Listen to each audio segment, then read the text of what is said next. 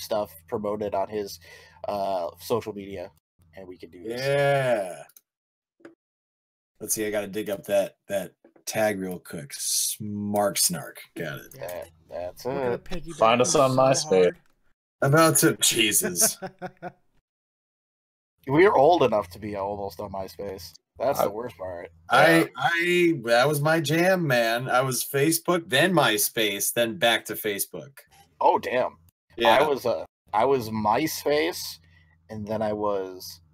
It was MySpace and AIM for the longest time, till like at least 2009. And then once MySpace started, taking over everything, I was like, okay, Facebook's fine. But I had a Facebook since like 2005 too, because that's when I started college. Me too. It was HTML and JavaScript chat rooms and ICQ when I started. ICQ. Dude. Wow. Oof. Can we start out this whole thing with just asking everybody ASL? Yes, you should. Yes. Great. Yes, we can Hey really guys, feel like thanks for having me on. ASL? ASL. LOL. 14 female Florida. Hello. Shit's getting weird already. And totally not an FBI agent. Yeah. Totally. Can you tell me about your match with Brett Kilburn that you just had? You, sir, have done your homework. Well done. Just a little bit. Just a little bit. So let's see. Is there a link where people can tune in right now, or am I just tagging you guys on Twitter? Hold on a second. Let me. We are on the air. So let me get you that link. Hold on one second. Okay. Oh my God, we're on the air. A person watching. Is that where people can listen live? For everybody listening right now, we're so unprepared. We are completely. Welcome to the show, dude. We don't even have the. This is how it usually goes. That's the beauty of the pre-show. We don't have a. You can see us like fall apart, and then we just miraculously usually bring it together for about like an hour. So that's the link to everybody being able to listen live right this very second. Omega. Oh my God.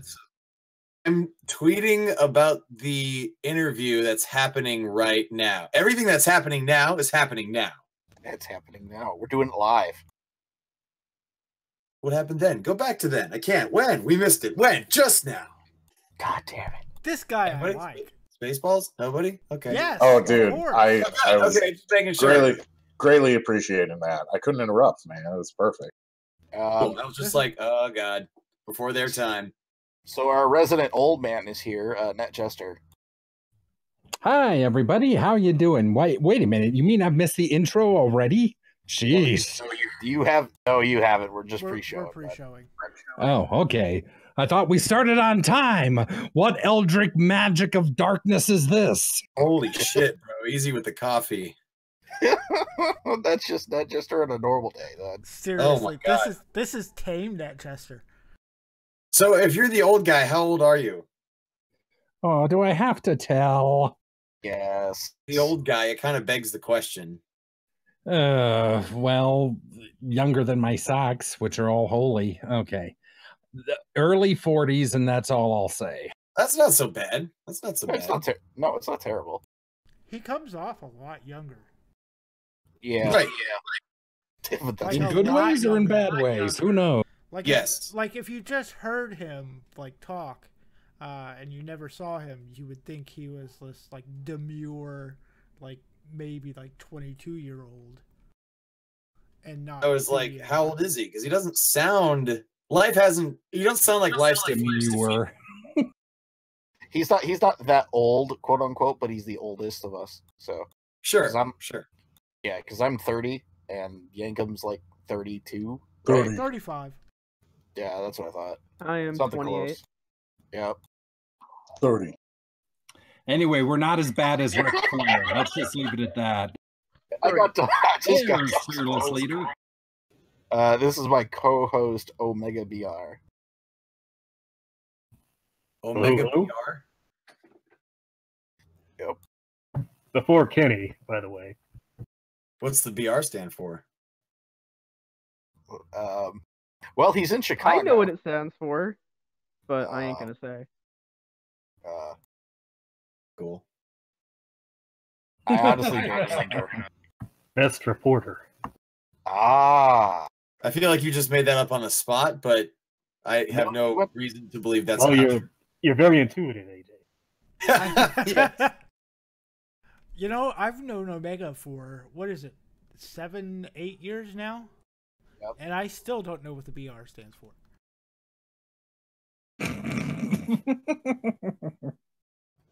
There's things I could say about that. Things and things. So, okay. Let's see here. So, AJ, normally speaking, what we do is your segment is like, you would be in the middle of the show. That's after the news. We run through the news pretty quick. If you really want to like get out of here and you want to like go do your thing, we can move your interview to the front. And I don't want to mess with your flow or anything. I can just mute myself and promote and keep. You're more than welcome to join in with the news bits as well. If there's anything in the news that you want to talk about or like say something about, just go ahead. Feel free. Okay. To be honest, I mean, I don't really watch a whole lot nowadays because who has that much fucking time for wrestling? But nobody. Sadly, I do. 87 hours of wrestling every week. Oh no, and it's literally just probably 5 or 6 things that are like highlights of the week that aren't even things that are on television, that are things that are that are just talked about, and then behind the scenes, Smark stuff, yeah, right, yeah, just stupid shit. So, like the link that the docs link that's in the chat right now, that's the format. And quick. Yeah, and like Omega's filling it in right now. Oh my god! So I completely shit the bed when I said that we're grossly unprepared. Look at this. This is like detailed. Yeah. Like, wow. Yeah, brother. We've been doing we do this pretty much every Thursday night, and this is how the show runs. Since, and we thank Omega BR for putting it together. 2010ish. Yeah. And I came in around 2012 when you guys were, like, you only had like 50 episodes at the time, but you've been going for about a year and a half, 2 years. Yep. Yeah. Oh my god! You know what's funny is I tried to audition for this that's shooting in Nashville, and I had a conflict, and they wouldn't work around it. Oh boy. Oh boy. Any inside scoops you can give us? The name or who's running it or anything? Oh, don't get him into trouble. Don't actually. I don't know how much I'm at liberty to share. I mean, I'm not a part of the project, but I was talking with people at Santino Brothers down in LA to try to coordinate a Skype audition or something where I could get in on this, because it came in through a casting call. I'm plugged in with a website in LA called LA Casting, and they just send every kind of casting call you can imagine, everything from extras in the audience to stand-ins for leading actors and actresses and just all kinds of stuff. And so I saw something pro wrestling related, of course, jumped all over it. In touch with the folks at Santino Brothers to try to schedule an audition, but I had a gig that day and I forgot what it was, but it was something that just could not be moved. So I sent in materials and links and reels and all this stuff to just like, come on, give me a look. Like, I think I'd be good for what you're looking for, but so sadly, I cannot offer anything beyond the information here, but good to see Jeff Cobb is on. Oh, I'm like jumping into the show already. You know what? I'll stick around. I want to, now that I have like something to go off of, and dude, this is a lot of fun. So we just shoot the shit. I mean, what I was saying with all those with our emails going back and forth, Hood Slam and our podcast are like the same sort of like place, essentially. It's definitely pitching to the same people, pitching to the same sort of crowd, using the same sort of language. Yeah. It's a match made in heaven. Oh, isn't that special? Yeah, it is. All right. Now, before I get into my hick voice, let's play that theme music and start the show.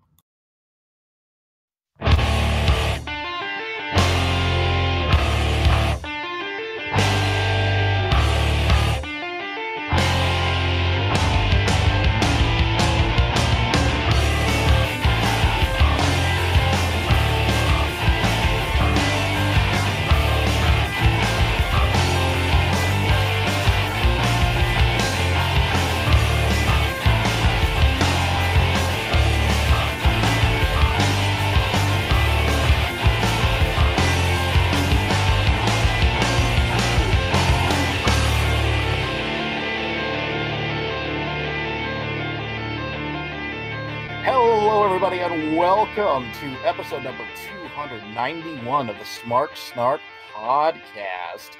My name is Gunnar, and over there is Mega BR. You know, I'm really excited tonight. It's my favorite time of the year, the best season there is. Of course, I'm talking about Girl Scout cookies. They just came in. Oh, hell yes, Girl Scout cookies. I Thin Mints are my shit, not gonna lie. There's a beer from around here that's called Thick Mint, and it's like liquid Thin Mint, and it's just crack. I tell you, I feel bad for you guys who get the Thin Mints, or not the s'mores. The s'mores that are the hard cookie instead of the little chocolate-covered one. Move immediately if you have those. Also joining us this week, finally, after a little bit of a hiatus, is our wonderful technical producer, Mr. Yanko DDS. Hey, I'm still alive. That's good. We also have Vassar here. Yes, I don't have to botch the music and everything this week like I did last week. Oh, you did perfectly fine. Where's here?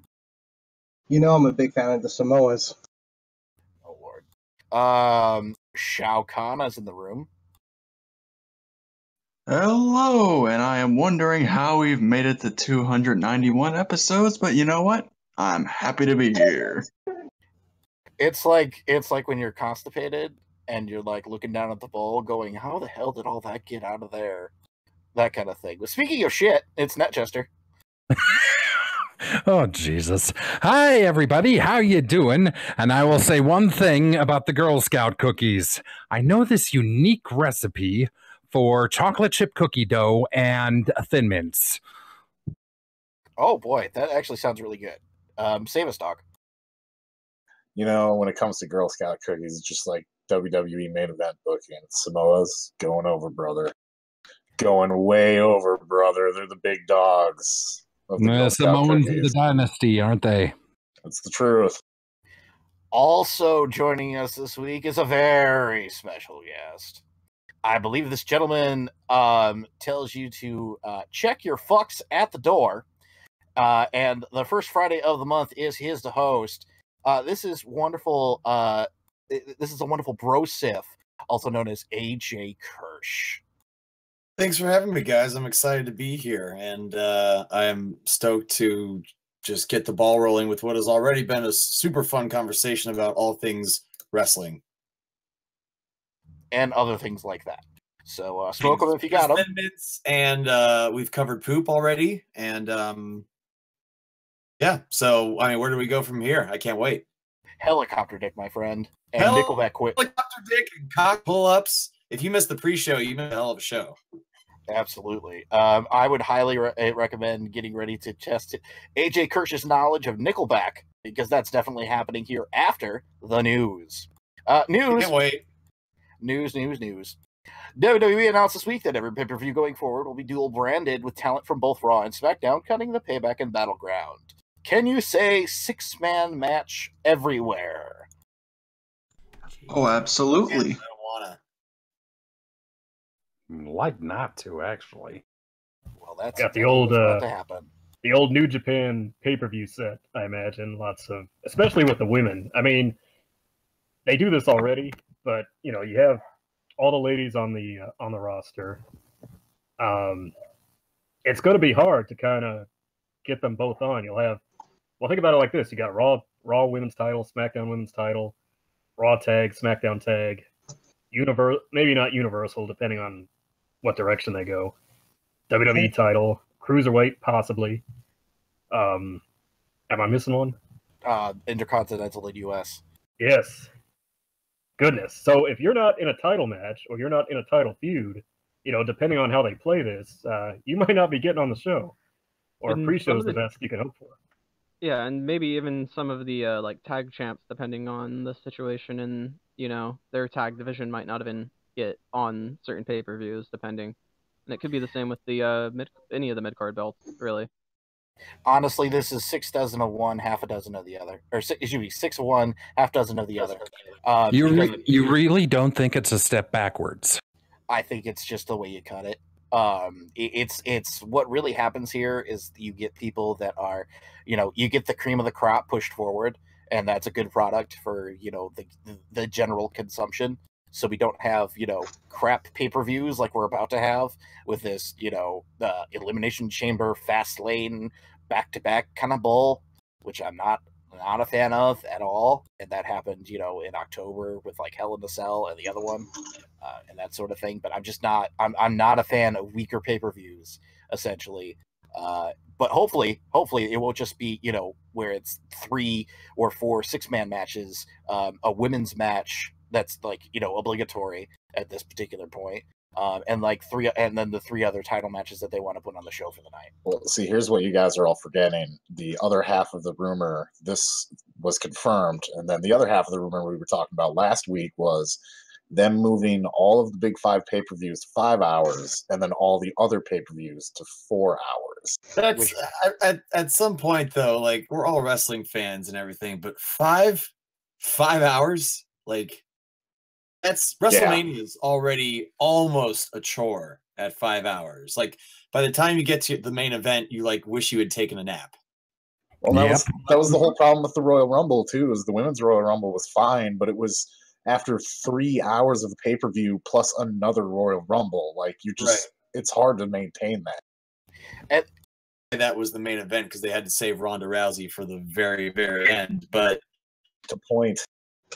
I mean, this episode, it makes sense, but at the same time, like, you are talking about two 30 competitor battle royals, which are just going to be. There comes a point where it's just arduous. Like, exactly. We're all super passionate about it and everything, but I find that WWE has proven time and time again that you can definitely have too much of a good thing, and eventually it just kind of becomes a thing. See, that's what worries me, because it's like, let's take a pay-per-view like Money in the Bank. Are we going to have 4 different Money in the Bank matches? Oh my 2 God. men's, 2 women's, 2 brands. See what I'm saying? Hell in a Cell. I mean, every pay-per-view is basically a gimmick pay-per-view now. How many Elimination Chamber matches are there? There's gonna be 6.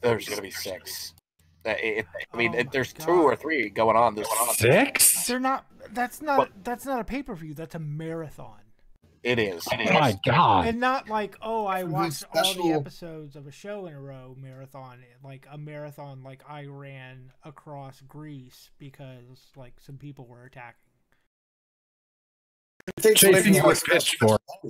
Like, it's the Elimination Chamber means so much less if you see it 5 times throughout the night. And title matches, like, I mean, there's probably close to a dozen titles at this point. There's got to be at least.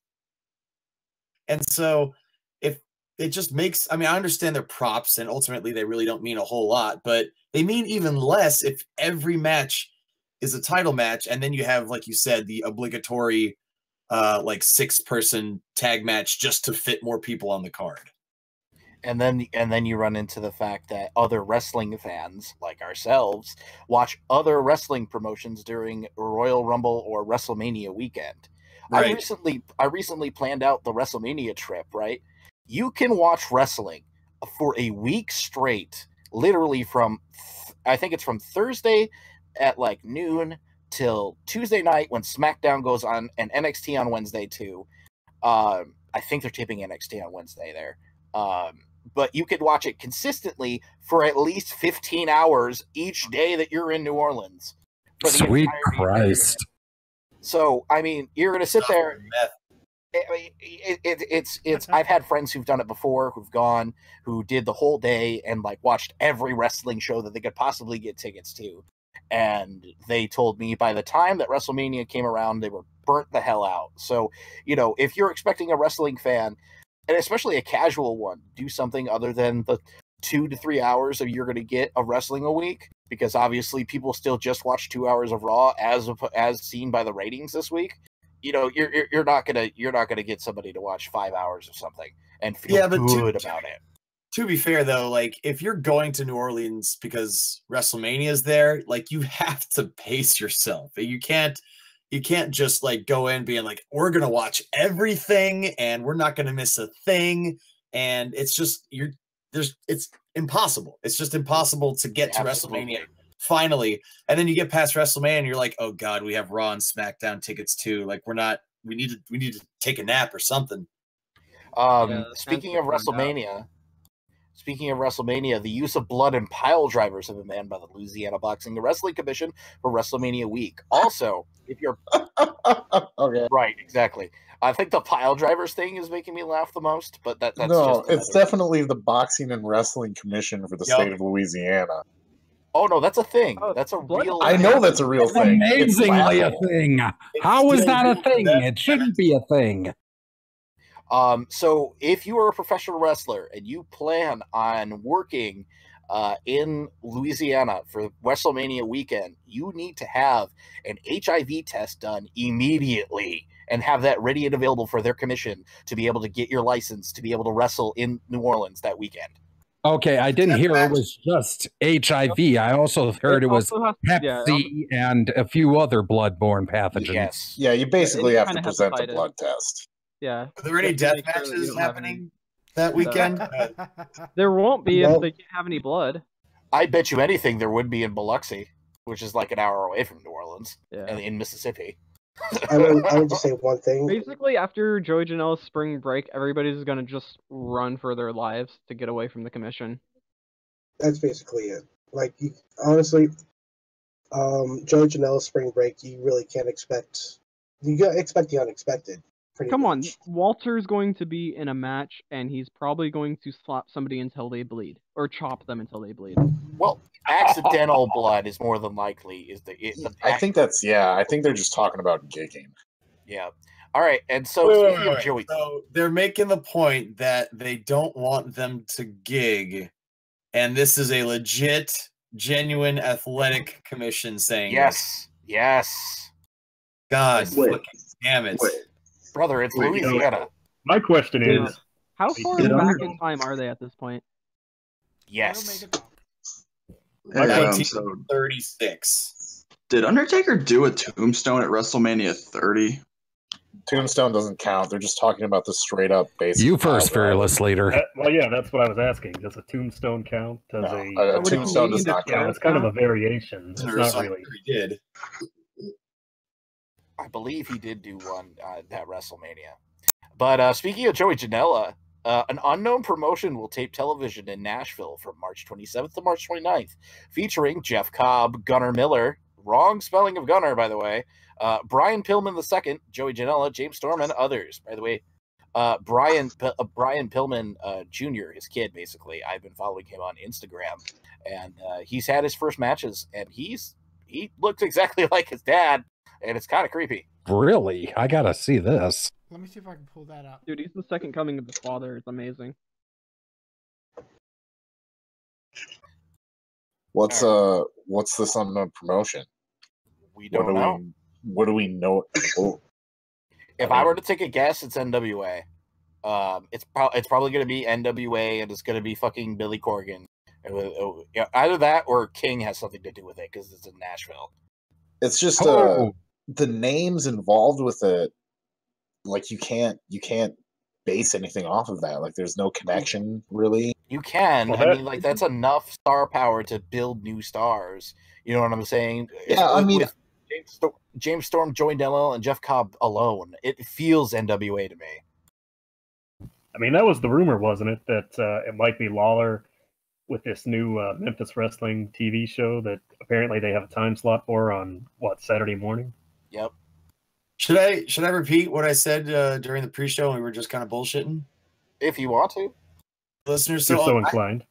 yeah, why not? For people who weren't around for the beginning, but I'll make it a lot shorter this time. So I was actually in contact with people who were running the tryouts or auditions for this project, and they never revealed what the name was or who was behind it. But I tried to. They were doing tryouts at Santino Brothers, and I just had a conflicting gig, and so I had to try to convince them to do a Skype audition because I'm up in Northern California. I'm in the San Francisco Bay Area, so I would not have been able to attend the tryout and then do whatever the gig was that night that I was doing. So I don't have any additional information to share, but I do know that Santino Brothers was at least overseeing the tryouts on the West Coast, and they were going to be in two portions. There was going to be kind of in-ring stuff in the earlier part of the day. Apparently, it was like several hours or an all-day thing, but it was going to be in-ring stuff earlier in the day and promo stuff, character-driven stuff later on in the day. So I don't know if they were looking for like people to groom to become pro wrestlers, but I mean, they obviously have an amazing array of talent already at their disposal, and this is probably just people who we know about at the time. So I don't have any additional information, but I was trying to get close to that process and ideally become a part of it, but sadly I am not. Ken, Sounds I like know in at least in Southern California, that what you said, it's probably they're just trying to look at some of there's a lot of pretty good local talent around here that doesn't get to travel a whole lot, so maybe they could grab a couple of those people. I know you said you don't have any extra additional information, but I just have to ask this one question. You said West Coast. That leads to the conclusion that there's 1-2 on the East Coast and maybe somewhere in the center. Do you think, or did you hear anything? I did not mean to imply that they might be doing that. I don't know the extent of their tryouts, but if they're as Los Angeles to recruit talent, then I wouldn't be surprised if they were to make the shorter trip to the East Coast if eventually everybody was ending up in Nashville. Right. You know what it is? It's the return of Hogan's Celebrity Championship Wrestling, brother. Oh, God it's in damn it. Nashville. Now listen to me. TNT or whatever. Hold on, brother. Hold on a second. No.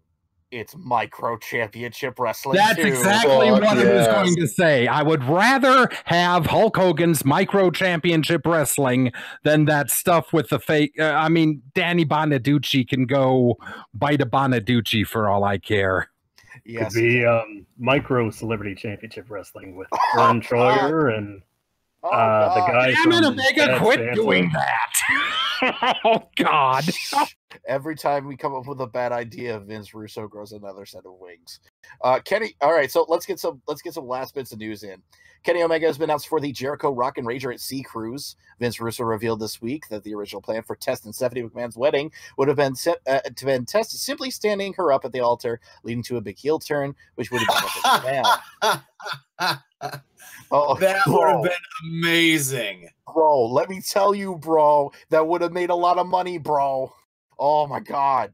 If nothing else, that just would have been hilarious just for Tess to turn into a complete asshole. We just watched, by the way, the U shoot with freaking Vince Russo trying to justify himself. And he took about 30 minutes in before he buried himself and backtracked like 3 times. It was awful. Anyway, it was awful. Dog, you're awfully great. It was so awful. It was good. It's like a look in the mind of a serial killer. New Japan stars. Yes. New Japan stars Sho and Yo, aka Roppongi 3K, Ice Ribbons, Tsukaka Fujimoto, and Hard Gay will all compete in this year's Sasuke Ninja Warrior competition in Japan. Holy cow! I mean, first of all, when was the last time you heard anything about Hard Gay? Second of all, I love Ninja Warrior, the original Sasuke. It was great when they had it on, what was it, G4? I think so, yeah. Oh, yeah. Yeah, I think he kind of retired the character, and now he's bringing it back for this one. It's like the 21st anniversary of the competition. Like that. That's great. Kota Ibushi and Hiroshi Tanahashi were on the show too. Yeah. No, I did not know that. Wow. I got to look those up.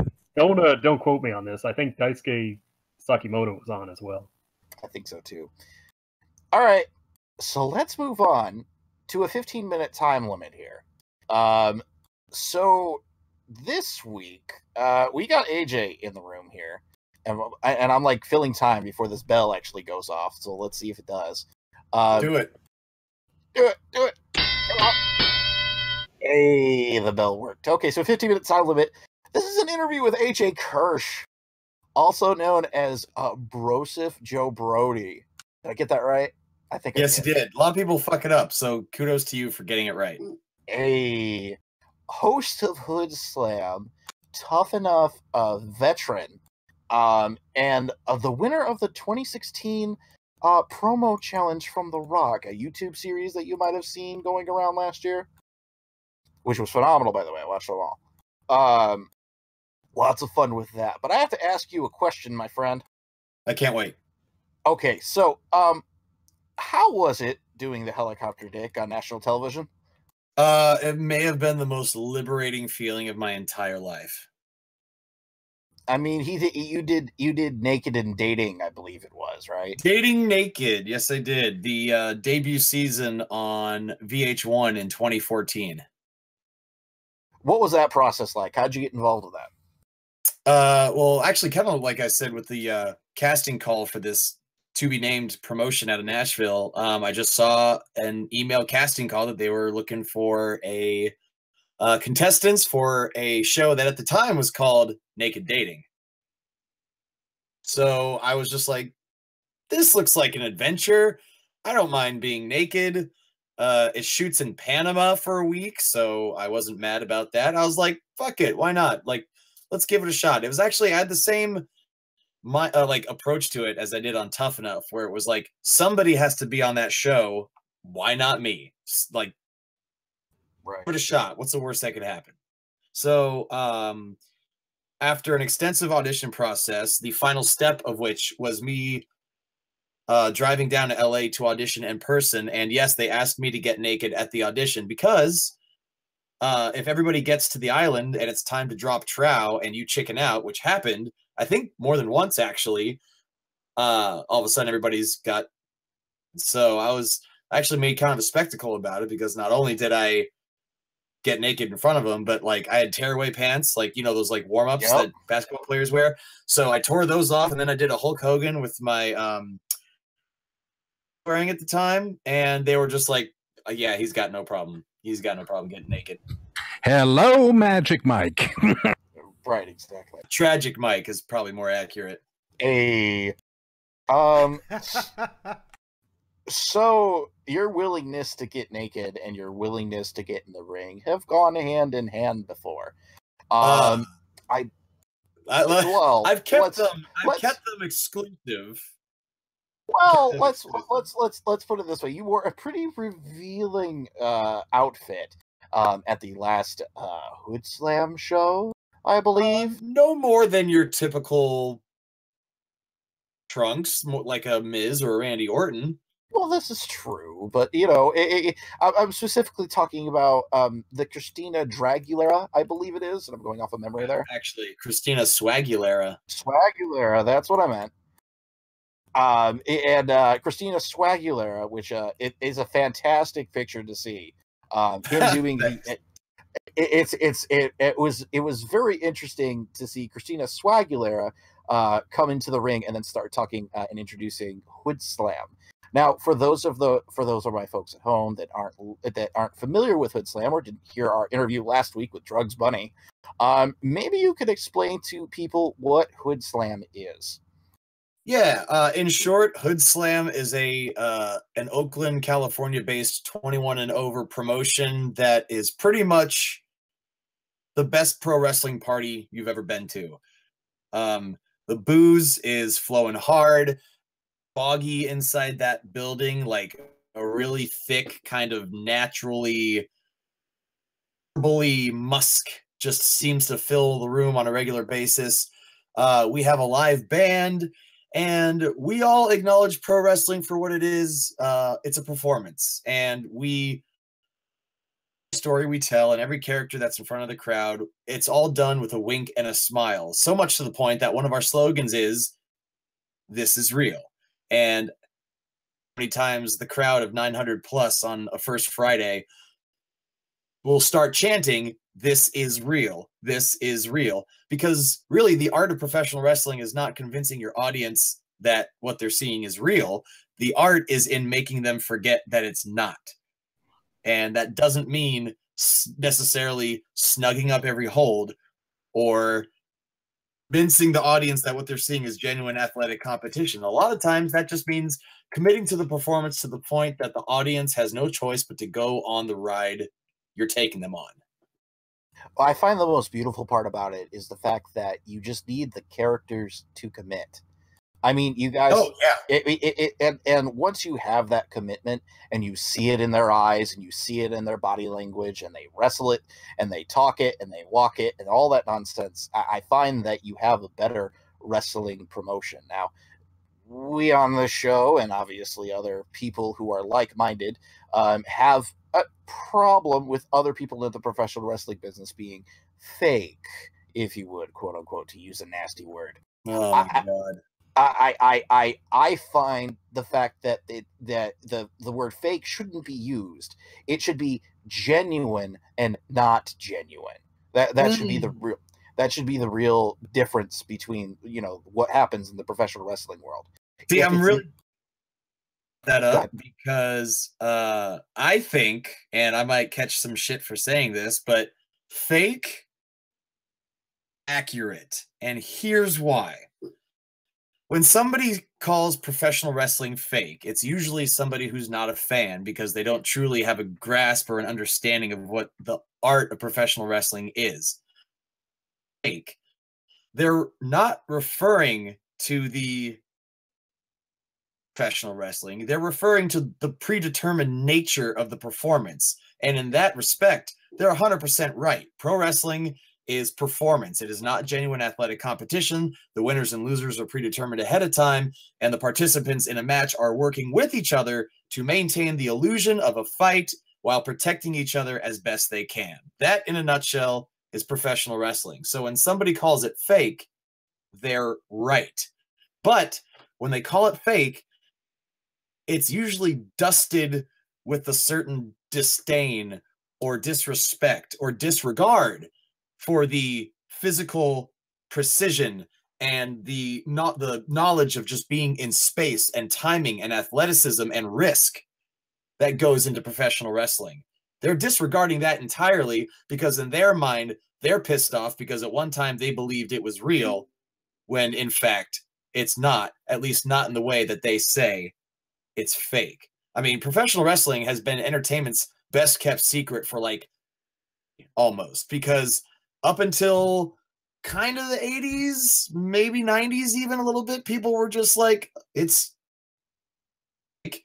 And anytime somebody would label it fake, obviously someone would be like, well, I broke my neck. Is that fake? Well, let me punch you in the face or let me body slam you on the concrete. Is that fake? It's two completely different arguments. And the longer professional wrestlers or the professional wrestling community have this knee-jerk reaction when they hear the word fake, the less accessible it makes professional wrestling to that person who labels it as fake because they don't truly understand what professional wrestling is. So if pro wrestling wants to continue to reach a broader audience and maintain its and even increase its accessibility, you can't just be like, fuck you, it's not fake. You have to explain the difference and why they're two different arguments. And sometimes its own worst enemy, because of course we love professional wrestling. We're passionate about it.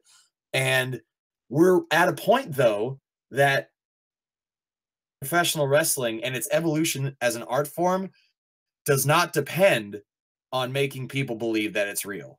And as soon as we can escape that mindset, the better off the art and therefore the business of professional wrestling is going to be. I like off my soapbox and drop a microphone.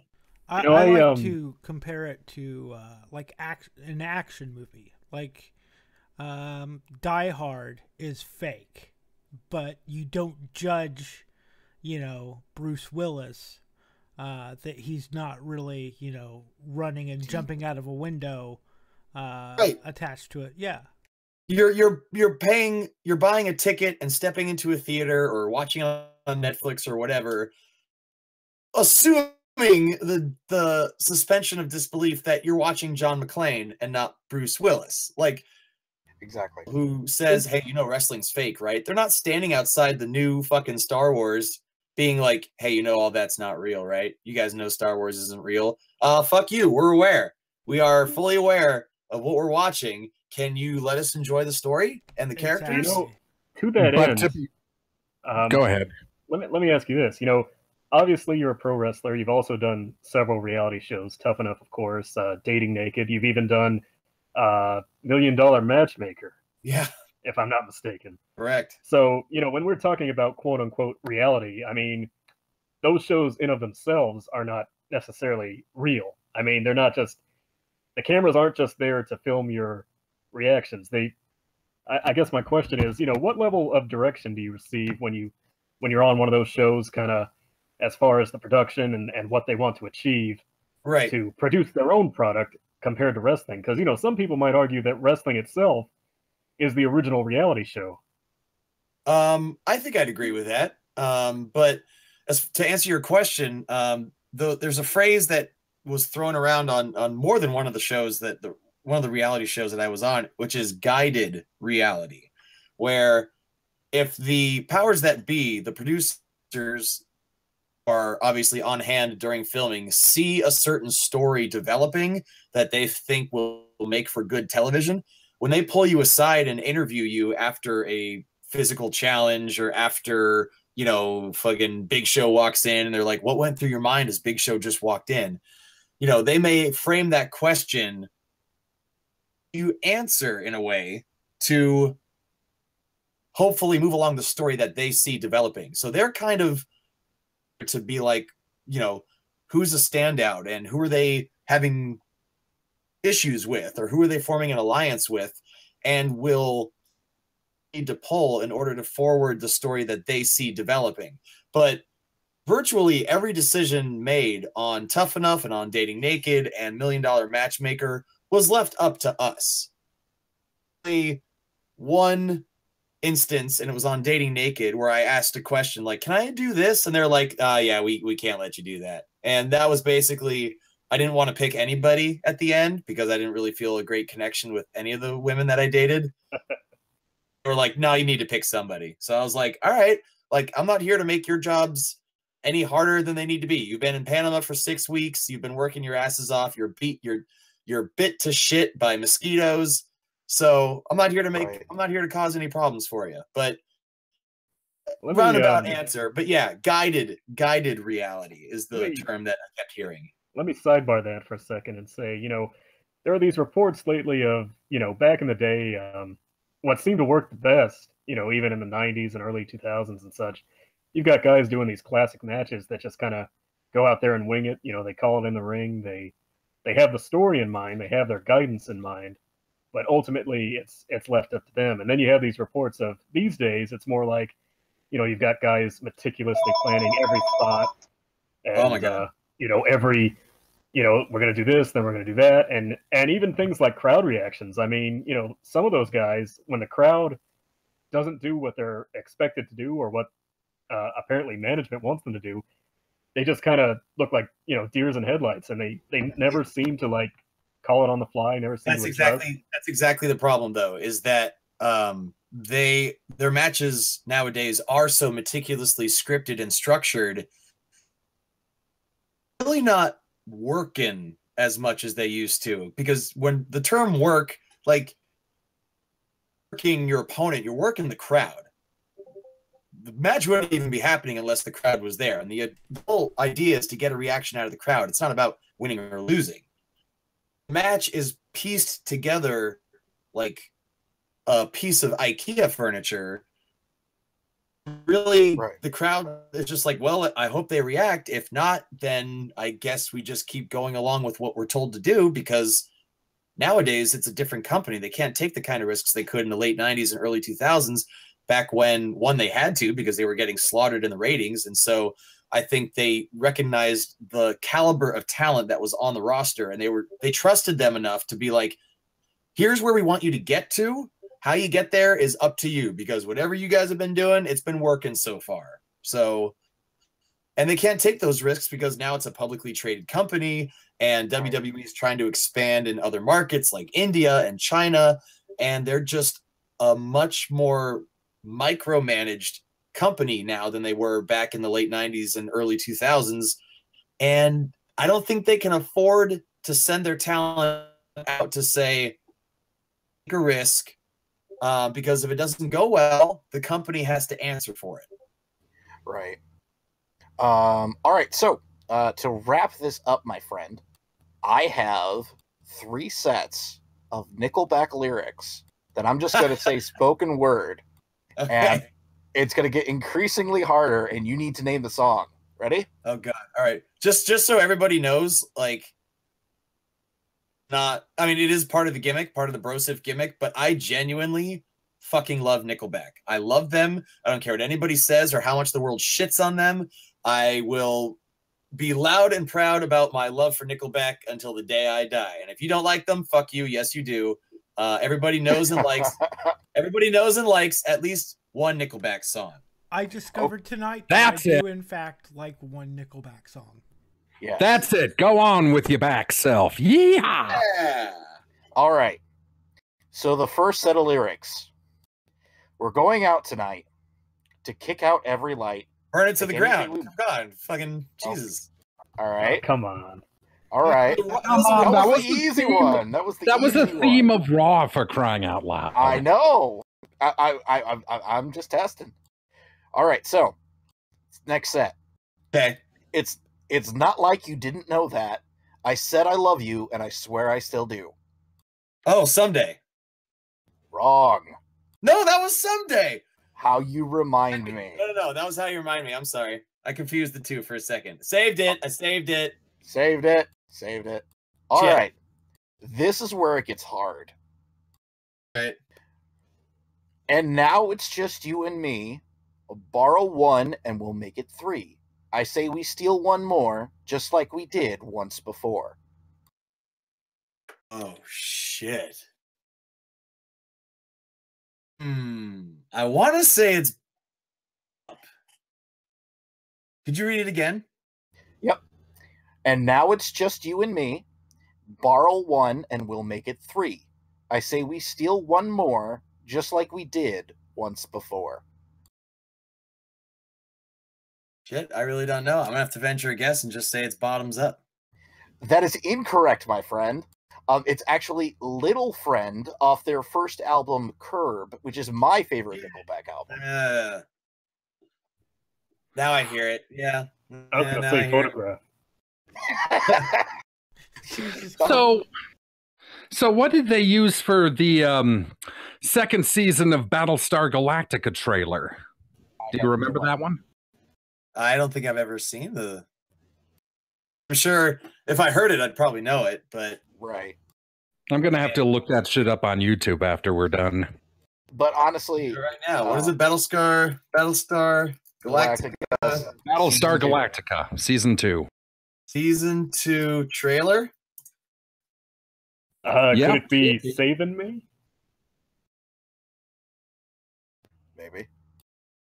But as he's finding that out, we're going to move on here from the AJ Kirsch interview. I'd like to thank AJ for coming on the show this evening. My pleasure, guys. Thanks for having me. This was a lot of fun, and I'm fucking kicking myself because I know Little Friend. I know that song. God damn it.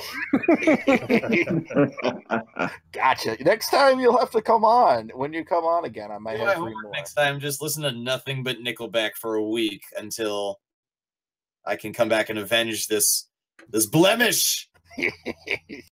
Gotcha. This is great. All right, so thank you, AJ. You can stick around if you want, because we're going to do another 15-minute time limit, because we're going to do do some predictions here about Elimination Chamber, and we're going to run through these real quick. God damn. I'm sure. Okay. I think I am gonna who fucking with the buzzer? Who's fucking with the buzzer? Damn it, Netchester. Like 5 minutes too late. Come on. Way to rub salt in the Right, exactly. Anyway, I don't think I'm gonna stick on because I have a 6 catch tomorrow morning. So I'm gonna try to wrap it up early and get a little bit of sleep. I'm actually music festival in Tucson. So if anybody is in Tucson and you're listening to this, come out to Country Fest at the Tucson Expo Center Saturday, headlined by Josh Turner. I'll be hosting all day. And if anybody wants to give me shit for liking Nickelback on social media, please do it. I'm at AJ Kirsch. That's AJ KIRSCH. Social media, Facebook, Twitter, Instagram. I'll fucking fight you by talking shit. MySpace. I'll put you in my top 8. No questions asked. And also title BoJ now. Brody on Twitter and Instagram. Separate accounts, because it's still real to me, damn it. I live like an hour away from Louisville, and after all this talk about exposing the business, I can hear Jim Cornette screaming right now. Oh, sweet Christ. Let's not go there. Good.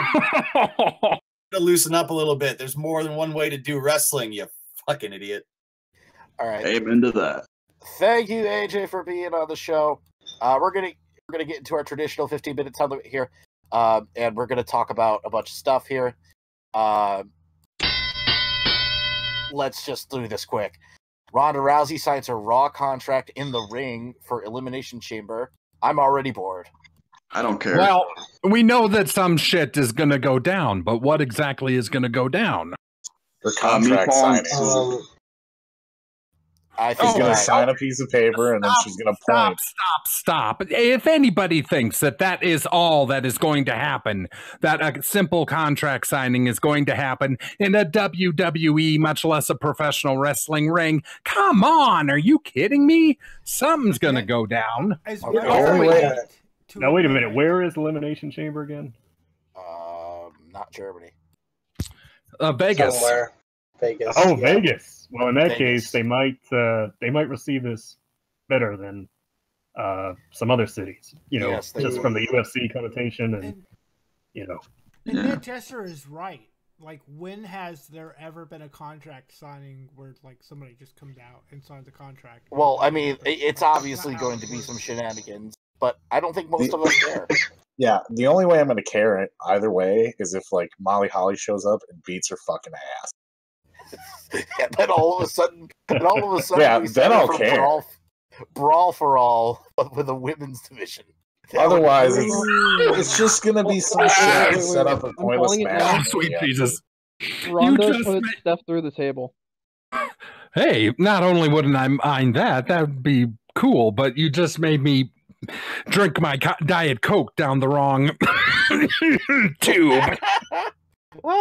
Female Brawl for all, boys. That's what I'm calling.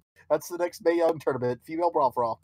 All right, speaking of female Brawl for all, Jesus. Matt Hardy versus Bray Wyatt. Oh, Lord. It's gonna be as good as it ever is. Wait, they're still doing this feud? Yes. Is it God finally the war or not? I don't understand yet. I feel like this is going to be the match where they bring back the projector that has the worms and the.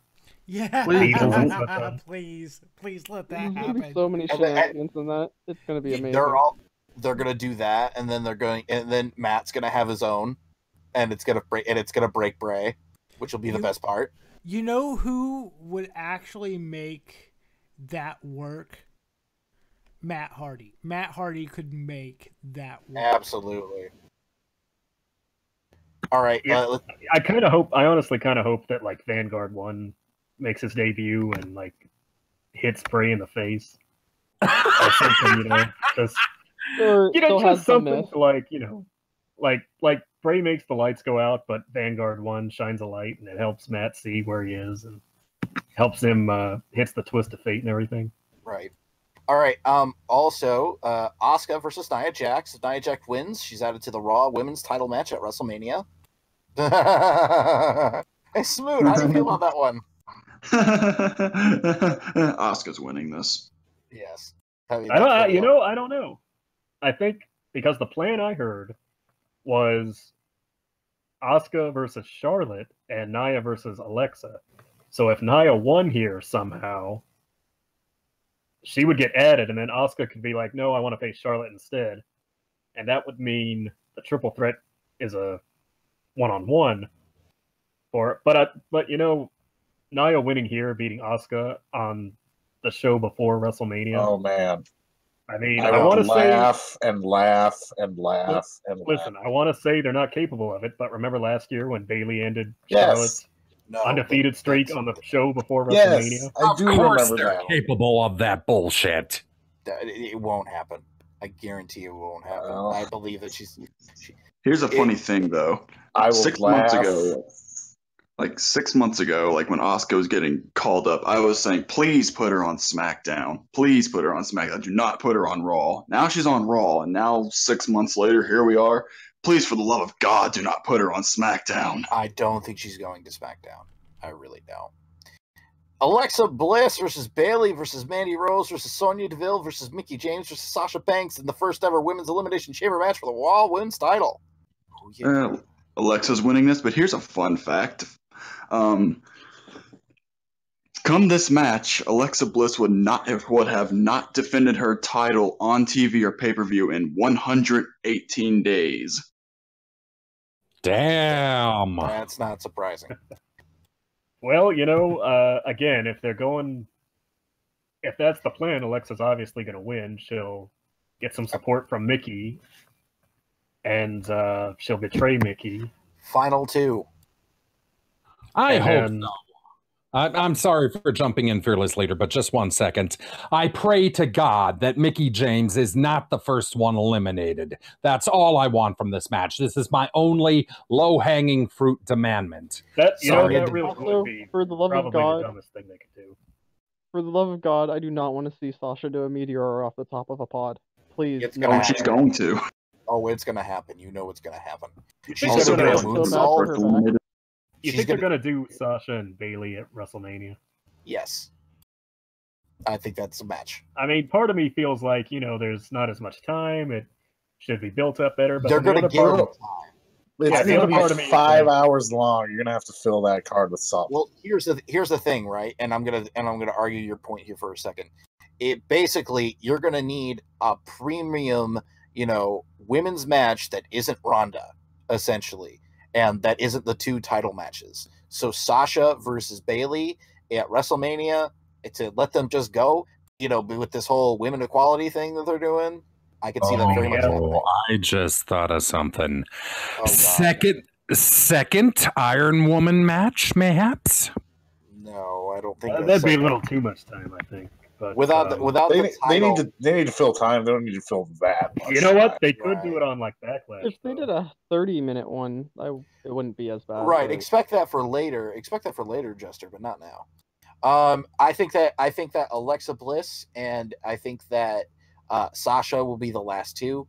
I think that the first person eliminated, Sonya Deville, and I think that Alexa turns on Mickie before finishing off Sasha, and then Sasha doesn't get the job done. That's really what I see. It's going to be real interesting to see Mandy Rose and Sonya Deville, as green as they are, in this chamber. Yeah, absolutely. And I don't assume there's going to be a point where either one of them are not with like Mickie or Bayley. I think Bayley and Mandy are going to start, and then it's going to be Sonya, Mickie, Sasha, Alexa. Will it be as bad as the was it the Hell in the Cell? No. But that the first time that they do something... No, I'm talking about the Elimination Chamber that went completely awry with Ziggler. Oh, with Mark Henry and Dolph Ziggler and all of that happened like a couple years ago? Yeah. No, I don't think it'll be that title one. I don't think it'll be bad. I think this will be okay. But that they fuck it up somehow, so they're going to fuck it up somehow. There's going to be some point where they just completely lose track of everything. And well, yeah, we already know the point. Sasha's going to do the meteor off the top of the pod, and her knees are going to just explode. I love her to death, but Jesus Christ, woman, you fucking die every time you do a spot. Every time. Yeah, and it hurts enough to watch her do it from like the top rope to the outside. I do not want to see it off a pod. It'll be off a pod, trust me. All right. So at least they have the padded floor now instead of the metal. So yes, man, that ain't much padding though. Yeah, all right. It's better than hitting metal. Yeah, moving on. Braun Strowman versus Elias versus Finn Balor versus John Cena versus Roman Reigns versus Seth Rollins versus The Miz in an Elimination Chamber match to determine Brock Lesnar's Universal title opponent for WrestleMania. The Miz must start the match, and Elias will enter last. Yes. Elias in his pod with a guitar playing the whole time, and then everyone waits until he gets out of the pod and they just beat the fuck out of him. I'm so mad that it's starting as a triple threat and they're not hanging a shark cage pod with Elias over the fucking chamber. In the center, that'd be cool. Well, I was going to say, can they even fit 7 guys in this Happy Meal box chamber that they have now? Yeah. I mean, it's about the same size as the Hell in a Cell. There's really no problem. I mean, it's any other. Just look at the matches last year, the Elimination Chamber matches. There were like 4 or 5 guys in the match at the same time. It was no problem. I mean, if you want to talk about how many guys can fit into a Happy Wheel basket, shake them. That's all you gotta do. But no, for real though, he's not even here to fucking take the diss. Get some Szechuan sauce on Monday. Hey, Oh, you have to thank have a you, Rick. really high intelligence to understand that joke. oh Jesus. Oh boy. Okay, so one thing real quick. Really high intelligence. This is joke. Yeah, So just obviously you do not understand that This joke. is joke. Indiana. That's all I gotta say. Jester, go. okay, real quick. Just want to say that. Oh, sweet Christ! I think I forgot what I was going to ask. Never mind. Sorry. That's not Jester filling time Oh. for us. Well, we got 7 guys, 6 eliminations, obviously. That's it. The number of people. This is overbooked as a New Japan Pro Wrestling starter match for one of their pay-per-views. My God, we are stretching credulity at the most here, people. I was gonna say, I actually have this weird feeling that they're gonna do the old thinning of the herd, so to speak, where they put a bunch of people in the match, but they get eliminated, one after the other, until it's more like a standard 3, 4, even 1-on-1. Finn, Cena, and Miz start. Roman, Seth, Elias, and Braun in pods. Seth comes out first, then Roman, then Braun, then Elias. Braun comes in and destroys everyone before Elias gets done. Elias gets taken out in less than 2 minutes by Braun.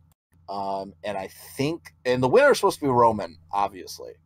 But to me, really, I think Finn will win. I mean, realistically, if it's anybody but Roman, it will be remembered as a good match based solely on the result.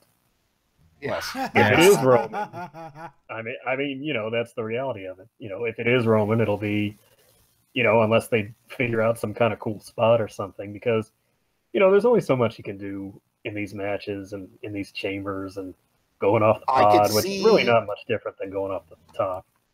Okay, so who does Miz eliminate? That's my question, because Miz isn't going to be it's the first one out, but won't be the first one to leave. Does he eliminate Strowman, or does he eliminate Reigns? Do you think there's a possibility he could eliminate Cena and start that whole feud back up again? No.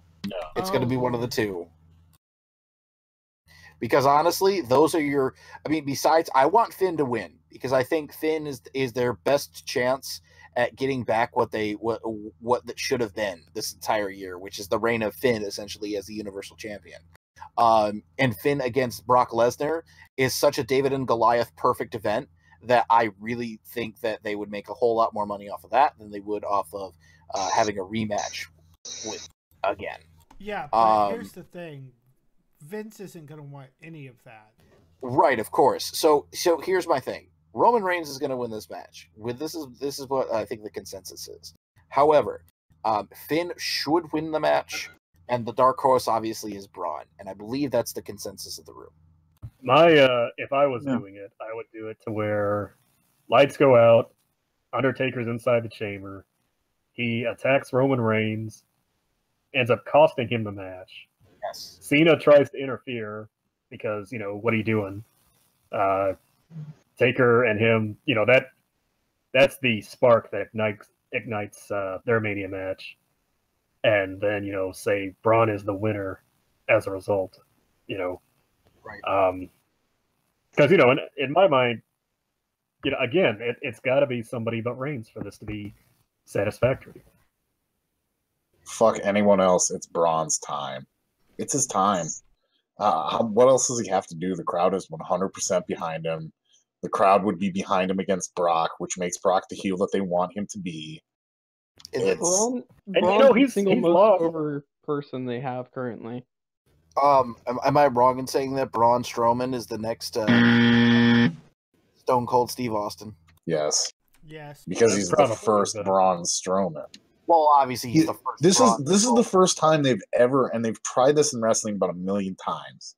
They try to pull off the smart monster gimmick, and it never works because what they do is they give a fucking dude and they say, "You here, do a Rubik's cube. You make wine. You're a vintner. That's how we show you're smart." Instead, Braun actually acts smart. I can't argue that. I mean, that's like give me a last man standing match. I did my job. I had mixed feelings about that. What was it? The when he hit Elias, he played that instrument and hit Elias with it. What is that thing? It's a double bass. Bass, yeah, that's it. That looked like it fucking hurt. Oh, totally. All right, it's time but, to drive. But it got him over. Yep. All right, time for the Dairy Queen drive-thru. Let's start with Vassar with the ratings. And now for the ratings. Starting off as usual is Impact with 300,000 viewers, up from the 294,000 the week previous. On to Raw, 3.282 million, up from the 3.105 million the week previous. And finally, SmackDown, 2.449 million, down from the 2.505 million. Thanks a lot, Road Dogg. Yep. Save us, dog, with the birthday. Thanks, Road Dogg. That show blows. I don't blame anyone for not watching it anymore. But on more happy news, happy birthdays. Happy birthday today to Hans Steinke, to Paavo Kitonen, to Jim Casey, to Jack Holland, to Jesse Cronin, to Marcielago Velasquez. All happy birthdays today. And then happy birthdays tomorrow to Mike Seidel, to Bobby Dempsey, to American Balloon, and to Mr. Afro, Muhammad Yone. And then on the 24th, a few days from now, happy birthdays to Pierre Lafabre, Kentaro Oki, Paul Novak, and Clarence Whistler.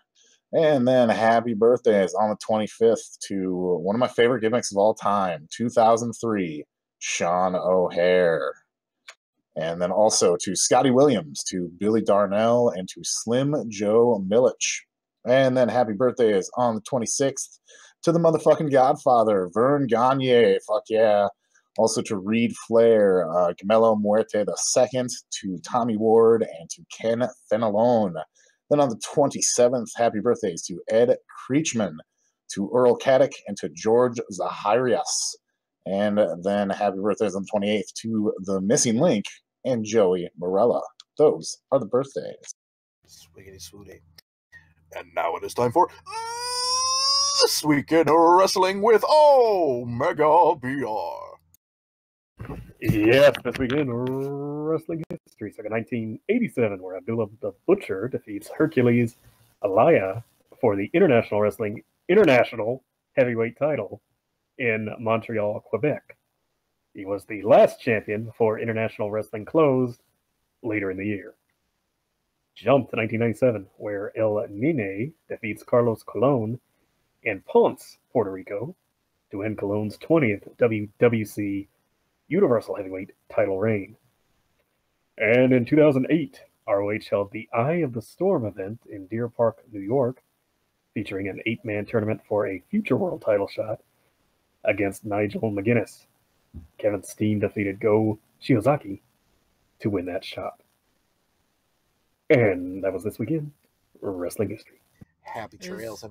Happy trails this week. Is that the same Nene that once tag teamed with Whip? Yankum, your speaking privileges have been revoked for the rest of the show. That was a joke, right? That was a good one. That was, come on. Mandy Rose wanted you to watch her Nene this week. Oh, God. Hear, hear. Happy trails. Wouldn't mind, to be honest. Happy trails to Yankum's sense of humor. Happy trails to the great Muda, who's having double knee replacement surgery in the hopes of performing to standard in his final matches, which is awesome. And happy trails to Apollo, who lost his last name of Cruz, allegedly, because WWE doesn't want any possible connotation to the school shooter, Nicholas Cruz, which I think is a smart move. It's less distracting, and it was going to happen anyways. I mean, who remembers Antonio? Plus, Now we So- get Apollo versus like 2002 TNA Apollo. Yes. The dream match we've all wanted. Yes. So no. Are now you what we kidding? need is No, I'm not kidding. That match would be awesome. No, I'm not talking about that. I'm talking about with the lack of foresight and the otherwise stick your head up your assness of the WWE. I expect them to call Zeus back from the great beyond of wherever he's been and do the tag team of Apollo and Zeus. No, please, no, God, no, why, no, why, no? Because this is the WWE and they're stupid. That's why. Get out right now. see. Here's what happens. They pull Yeah, don't even try to describe this. out of. No. Now you know they're gonna Do me a favor. Do me a favor. Just terrible. Take a lap. You know, What should we watch this week of wrestling? You know they're gonna bring back D'Lo Brown and have Apollo down. Oh, Lord, God damn My it. God! Why? All right. What should we watch this week in wrestling? And I'm gonna pick a name. They're gonna give him. They're gonna give him a stable, and there will be 12. No, of them. please, no. And they'll be Yankum, the don't Apollo buy it this 13. far. We're moving on. They'll be We're the moving Apollo on. 13. Oh God, Vassar, tell me what we should watch this week in wrestling. Because 205 Live is finally relevant again. Buddy Murphy versus Arya Davari from this week. Hell yes, Shao Kahn. Yes. I'm gonna pick out my random match from my history playlist. Oh yes. From March 31st, 2011, in the former promotion Smash, Kana versus Funaki. Oh boy, that must be fun. Oh, yeah. I watched the Royal Rumble last night on the Japanese commentary. Funaki can still kick it. What should we watch this week in wrestling, Manchester? Well, believe it or not, I actually thought that SmackDown had a decent match, if not too terribly good. And I say, believe it or not, watch the final match, which is AJ Styles versus Baron Corbin. I like that one. Omega BR, what should we watch this week in wrestling? Has somebody said the gauntlet match yet? Nope, not yet. Well, I guess I'll be the spoiler and say the gauntlet match. 2 hours of the longest, if you take it as one match, the longest match in Raw history, possibly WWE history. If you take it as individual matches, it was still like the 4th and 5th longest or something like that. But It was one match, bro. It's gauntlet match. even if you don't watch it the started whole, off with 2 30-minute segments, so that's amazing. well, I mean, I guess technically it's one match, but you know. But even if you don't watch the whole thing, the first hour, which was Rollins' performance against Cena and Reigns, I mean, you can't always tell, really, when somebody is really trying hard to kind of live their character, and in this case, Rollins, this push that he wants to be back at WrestleMania. I mean, you can tell from this match. You know what I mean? Yep. This is his. He went out there like this was his WrestleMania. Like he knows he's not going to have a spot. So, you know, and that's extremely rare on your typical WWE show. So He also eclipsed Rey Mysterio's record for being the longest consecutive in-ring competitor in a WWE ring in the modern era. I believe he went 63 minutes, and Rey Mysterio went 62. I thought it went 65. At least that's what they were all saying on Raw, I thought. Oh, 65, that's the number. I'm a little frazzled, so you have to excuse me. Save us, dog. What should we watch this week in wrestling? I was going to suggest the NXT title match, but since we brought up the one and only Apollo, no, not used to be Cruz. We're talking about TNA's Apollo. How about TNA Lockdown 2005 tag team match? Apollo, the god himself, and Sonny Siaki versus Lance Hoyt, and in one of his last appearances ever, Chris Candido. Friend of the show, Lance Hoyt, by the way. Yeah, arena football fan too, Lance Hoyt. Yep. And Yankum, since I haven't picked on you, and I'm picking on you last, what should we watch this week in wrestling? Well, if you can, you should check out Filmed Out in all its glory this Saturday, February 24th at the Oakland Metro Opera House. It is a 21 and up event, so don't bring your fucking kids. And if you can, every first Friday in Oakland, they have Hood Slammed, and you should see that. And you can watch Hood Slam on Twitch, twitch.tv/HoodSlam. That is correct. You can watch their live shows the first Friday of every month. It's real, kids. It's real. Don't bring your fucking kids. This week, I am going to tell you to watch a Hood Slam match, of course, so that you can find that on their Hood Slam channel, which is youtube.com/HoodSlam. And it's the Caution versus Ken and Ryu. Yes, that Ken and Ryu. All right, ladies and gentlemen. Thank you all very much for listening to the podcast. This has been episode 291 of the Smark Snark podcast. I'd like to thank podcastthemes.com for our theme song. I'd like to say a special thanks out to AJ Kirsch for being on the show tonight. Make sure to check him out on Twitter and the Facebook and all that fun stuff. Check out Hood Slam as well, birdswillfall.com. You can also check out our stuff, smarksnark.com, twitter.com/smarksnark, facebook.com/smarksnark, and smash that subscribe button if you like the show tonight. Can we get 10,000 likes on this video? No, let's just get 100 subscribers. That's really what we're trying to go for here. Let's be realistic. Can we get 2 likes on this video? Can we get like 5 likes on this video? That's realistic, guys. The video. Go share it. Go like it. Go do your thing, guys. We really appreciate it from our humble little studio right here. Thank you all for watching. Thank you all for listening. We really appreciate it. And remember, stay genuine. And don't forget. Go ahead. Please watch the show. We need to pay for the alimony. NJPW ROH Honor Rising tonight. Don't forget about it. It's going to be great. Oh man, it's gonna destroy my sleep schedule, but totally watching it. Yep. Apollo versus Apollo, a battle of gods. No, Maybe man. give Apollo some sort of like gift of the gods gimmick. I have no idea. they're gonna He do has that. a good physique for that. Can we? Oh my God, take us home. Good night, Walnut Creek.